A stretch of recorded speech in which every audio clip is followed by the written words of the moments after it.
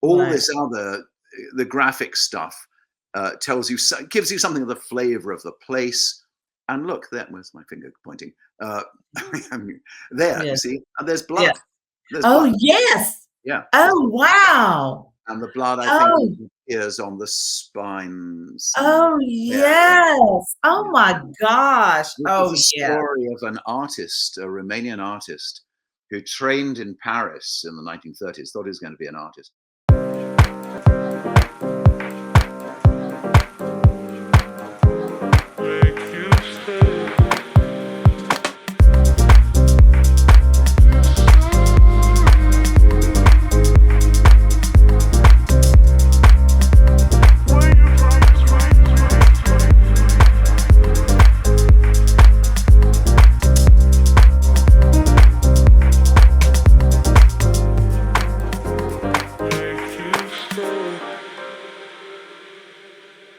Hi, Stephen Games. Welcome to the Bookaholic podcast. Hello, Deirdre. Good to see you. Yes, glad to have you here. If for anybody who's listened to my podcast, they know that I have a specialty playlist called The Writer's Workshop. You can particularly find that playlist in order over on my YouTube channel. And I love talking to various authors or people in the publishing business because there are just so many varieties of how you can get your book written, how you can get your book out there. And there's just so many different channels. Thank goodness long ago, is the big five publishers, keeping people who have great stories to tell, keeping them from getting out there and telling their stories, and they getting rejected because they don't see the commercial appeal, but it could reach someone. So I'm just glad to always interview people who have a variety of ways of how to get in the business. And that's why we're interviewing you today. You came to exactly the right person. Well, your business is called Envelope Books, and it's going to make its debut here in the US. How soon will you all debut here in the US? Oh, we're already there. We arrived You're in the already. spring. Oh, okay. It took a long time to set up. We had taken exhibition space at the London Book Fair, which, along with the Frankfurt Book Fair in Germany, is the I guess the biggest book fair in the world. Probably Hmm. Dubai is pretty big these days as well. Okay. And some lovely, a lovely sales team came along, saw what we had, thought it was spectacular, and said, "We'd like Wow. to represent you in North America." And I said, "Why not? Oh, Why on earth why not? not? That sounds like a really good idea." I can't So see where you would say no to that. yeah, so it took a while to set up, but we launched in the spring, and it looks Mhm. nice. Wow. Well, let's go back a little bit of history. So tell us how Envelope Books came about. Yeah, I started publishing a books magazine called Book Launch, about Hmm. 5 years ago. And Book Hmm. Launch is, I guess it sort of does what the Reader's Digest did once upon a time, which is it carries extracts from books, newly published books, rather than reviewing them. So the point is, it gives the reader the opportunity to read how the writer writes, rather than being told about the book by a reviewer, by a third party. I like that, and it was a gap in the market. Hmm. Unlike Reader's Digest, it pitches quite high, and it's largely non-fiction. But what started happening, and it's been fantastically successful. I mean, we have a print run of 51,000. That's a lot for a books Hmm. magazine. Hmm. I Yes, it think, is. yeah, the New York Review of Books, I think, is 120,000. But you're a bigger country than us. And then Right. readers started getting in touch and saying, "Can you? I've got a book. I don't know how to get it out there. You go to an agent's website and it says we don't accept submissions. You go to a publisher's website, and either it doesn't accept, or if it does accept, you have to fill in a questionnaire and you wait for months and nothing happens. I mean, it's horrible. That's It's that's what I'm talking yeah, about. that's Yes. exactly Yes. what you were saying. Hmm. So I thought, I mean, so for a while we sort of fielded people here and there, and I thought, we can do this. Why can't we do this? We can help people who have something they want to say, and they've said it in a good way, and they're articulate, and Right. it's terrible just that people who can't break through, and they're not celebrities, they're not sports stars or rock stars, just get ignored. And so Right. I offer now we'll reply to your email in 24 hours. Right. Send something through. Let's take a look. Will it work? Might not work. All right. So we'll say it won't work, but maybe it will work, in which case Mhm. we'll talk to you. Right. Right. Right. Right. Well, so how did that translate into envelope books? Well, um, someone someone was talking about. I was really impressed by this, by the way that what is a book? There's so much pretension about what books are. It can And be. you know what? It can A be. writer writes something, and they want it to be read by somebody else. What's the basic? If you boil that right down, it's like a letter. You write a letter, Mhm. you send it to a friend, the friend reads it. Mhm. So you put it in an envelope. We're the envelope. We're the carrier for a message from a Oh. writer to a reader. It goes in an envelope. And Oh, then it yes. just sort of it grew into this lovely thing. So I'll show you. I've got here the very first book that we did. It's called Postmark. Oh, wow. Oh, And wow. camera. So it's an envelope, and Yeah. all our books look like envelopes. Now, Oh, okay, so it's got this sort of the red and blue edging because it's airmail, it's from yeah, overseas, yeah, and then on the book it's got stamps, and the yeah. stamps tell you where the book comes from. And Yes. the postmark on the stamps gives you more, tells you what city, the book is based in, and it gives you a date stamp as well, so you know when it takes place. And right down here, where's my finger? There's the addressee. That's like someone that the book is dedicated to. And then you've got the Oh, title. I And love it. I love it. I I have to say, I love love it. that. I love that concept. I Okay. love it. So Oh my we sort of roll them out. Book number 2. Let me find it here. mhm. Is same sort of idea. Where are we? Same sort of Road idea. yeah. This is a book based in the Andaman Islands off the coast of Burma, off the coast of Myanmar, called A Road to Extinction. And same sort of thing. The author has dedicated to his mother, and there's where his mother lived many, many years ago, long time ago. And Yes. it's really good. This is a book about how a group of tribes people is probably going to go extinct because they're not being looked after properly by the Indian government. So Wow. very, so these are wonderful books, and these gave rise to. Here's something that's just been published a month or so ago: Lagos Life and Sexual Distraction by Tunde Sanya. Tunde is a reporter for the Yeah. BBC. He works in the BBC's West Africa office in Oh. Lagos, in Nigeria. And he's written these 12 short stories about the life, really, of, I guess, the underclass in Lagos and their Mhm. struggles to survive. Mhm. They're lovely, Mhm. absolutely lovely. Um, Wow. I so, just love that concept. hmm, That should go over extremely well here in America. So yeah, I love that. So can you tell me, well, no, before I ask that, you hmm, describe envelope books as a generalist micro publisher.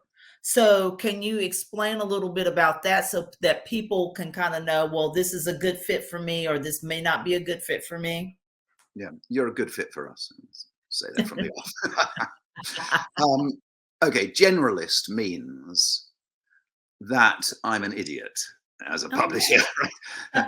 If you were to start a publishing company and you've been to Harvard Business School, or the first lesson is look at your market, identify a niche, Right.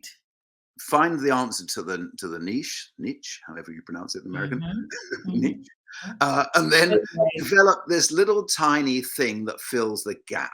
Right. So Mhm. maybe what you think is missing is books on health and well-being, Right. or memoirs, Right. Right. or science or aviation or ornithology or stamp collecting. You just do that, right? Right.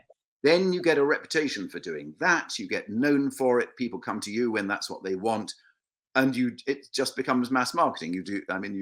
It's a production line. You do more of the same, and you get a name, right? So Right. because I'm an idiot and I didn't go to Harvard Business School, I thought, what do I want to do if I'm going to publish books? Right. What I want to do is to publish everything that interests me, anything that interests me. Right. Right. Right. So Right. that's what generalist means. So Yes. if someone Yes. offers me a non-fiction book, and I like it, we'll publish it. If it's a novel, I'll publish it. If it's Right. poetry, I'll publish it. If it's a children's book, I'll publish it. The test is I have to like it.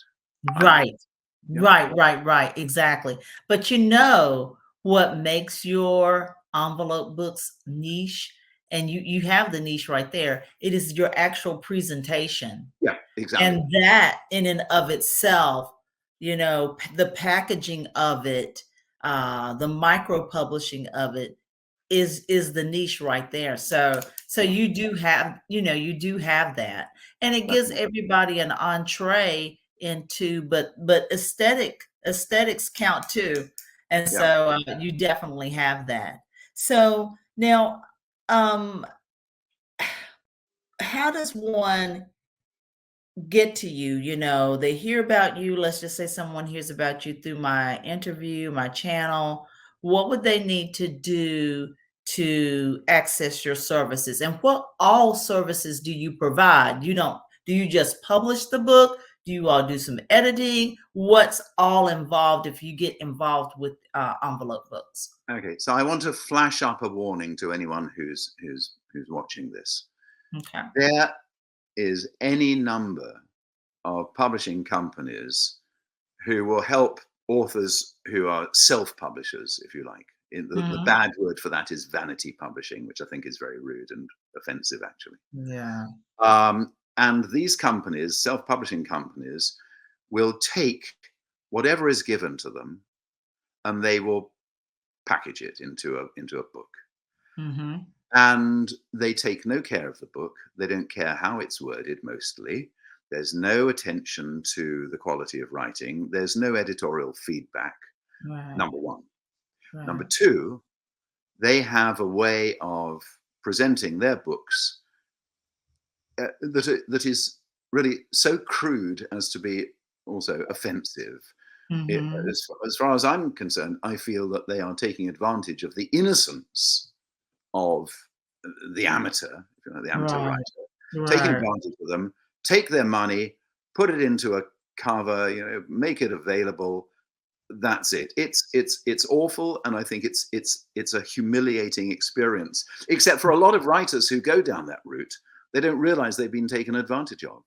But Yeah. they surely have. They surely have, because what Yeah. you end up with is a book which looks like a student thesis. It's Yeah. published in Times New Roman 12 point.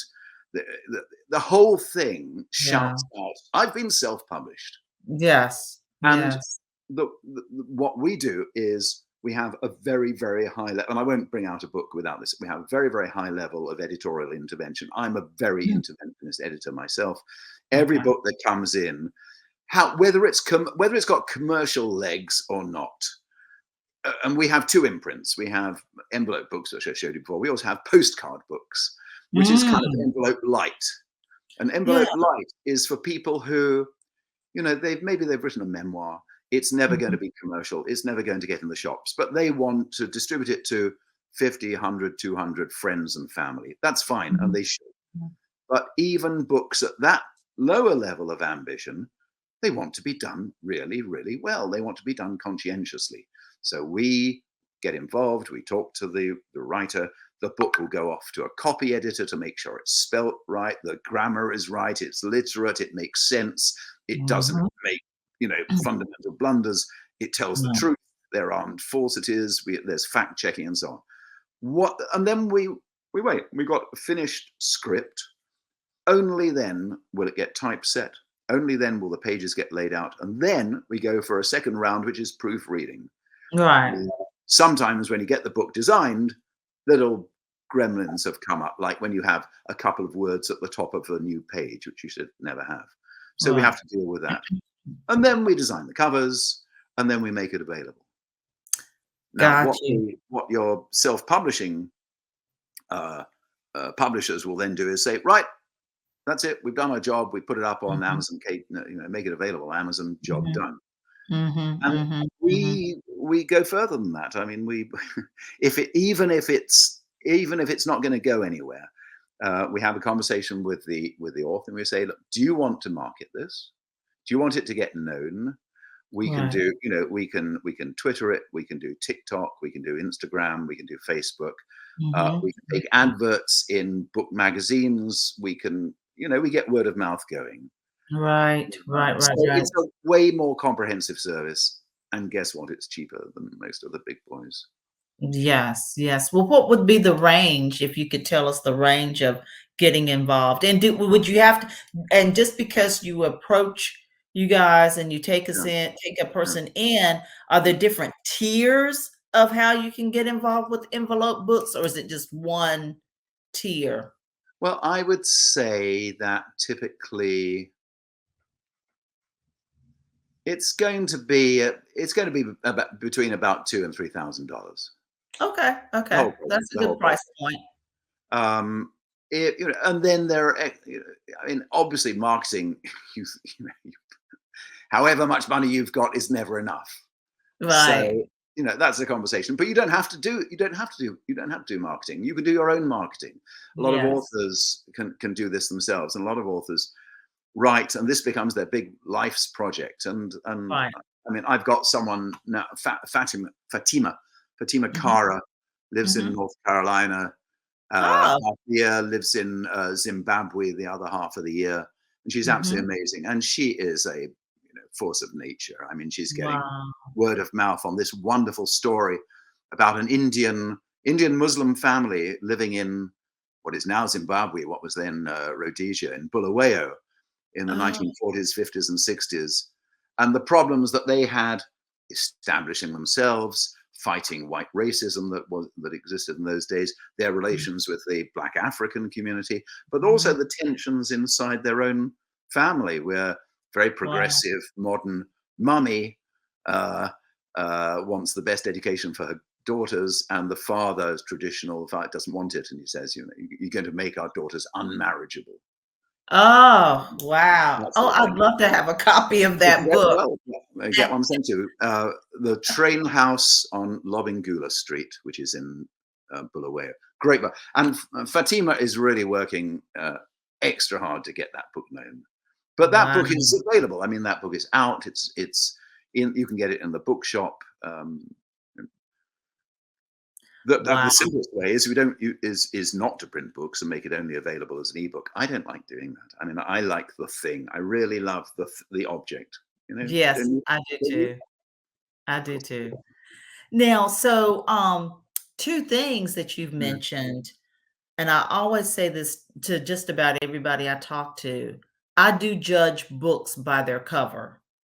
And, to help people out, you can have the greatest story in the world, but, if your cover this cover is beautiful. This is a book of stickers that I use these stickers, but I keep this on my desk because it's beautiful. But, nobody picks up an ugly book. Nobody picks up a terribly designed book. If it looks like, and I hate to say something like this, I hope I don't get dinged. If it looks like Walmart or something like that, cheap, if it looks cheap and whatever, nobody's going to pick up your book, and you can have the greatest story on earth inside. So it's very important, if to me, if I was a writer, to get with a company that's going to pay attention to that cover. Mm. And I know you mentioned that. So what's that process like? You have graphic designers, how do you work that out? Well, um, the book will normally be set in a particular time, and it will normally be set in a particular place. So we Mhm, represent that, and we have, and that. See, what I don't like, because it's such a cliche and everybody does it. You've got a novel. How do mhm. most publishers do the cover of a novel? I mean, certainly at the low end of the market, they'll illustrate a scene from the story. Mhm. So, Mhm. Mhm. and it's just kind of tedious. It's just there's just so much like that. What we Yes. do is we have this sort of coding system, like I say, depending upon. Here's an example. This is a book set in Romania. I keep going off camera, don't I? This is a book Yes. set in Romania. So the stamp tells you that it's Romanian. Yes. The franc tells you that it's set in around Bucharest, the capital of Right. Romania. All Right. this other, the graphic stuff tells you, gives you something of the flavor of the place. And look, where's my finger pointing? Uh, there, you Yes. see, and there's Yes. blood. There's blood. Oh, yes. Yeah, there's Oh, blood. wow. And the blood, I think, Oh, appears on the spine somewhere. oh, Yeah, yes. Oh yeah. my gosh. This is Oh, a yeah. story of an artist, a Romanian artist, who trained in Paris in the 1930s, thought he was going to be an artist. And then when the war broke out in Romania and the Germans were sending their troops to the Russian front through Romania, they were allowed to, the Romanian government in those days was fascist. Mhm. So they invited the Germans to bring their troops through Bucharest. Um, George Tomaziu, the artist, was asked by um, a French spy master, effectively, whether he Mhm. could stand on a street corner and do drawings. You know, most natural thing. That's what artists do. But what he Right. actually did was draw the tanks that were coming through and make Mm. notes of their identification numbers, and then Right. hand that to the British and French. Right. And Right. he was Right. able to do this for 2 years. He knew that in the end there was a good chance he would get found out, arrested, probably tortured, probably killed. Well, Mhm. most of those things happened. He didn't get killed, but he was Mm. tortured for 2 months, and there's the blood. Weird thing Mhm. is that after the war, he thought that he'd probably be celebrated as a hero. He'd helped to, fight off the Nazis. And Right. in 1958, Romania went communist, and within 2 years, he was back in prison. Right. Why? Why? Because they said, "You were spying for the British." And he said, "Yeah, Mhm. but I was spying against the Nazis." And they said, Right. "We don't care." And they Right. kept him in prison for 13 years. And Wow. they abused him worse than been abused in the 2 months that he was in prison during the war. That's his story. So all of that is kind of indicated by the tone, by the flavor, but all these sort of graphic elements on the Yes. cover. So Yes. that's what we'd be, in answer to your question, that's what we'd be looking for in the book. What does the book offer that can be Right. coded into its cover visually? Right. Right. Right. Exactly. Very, very unique. Very unique.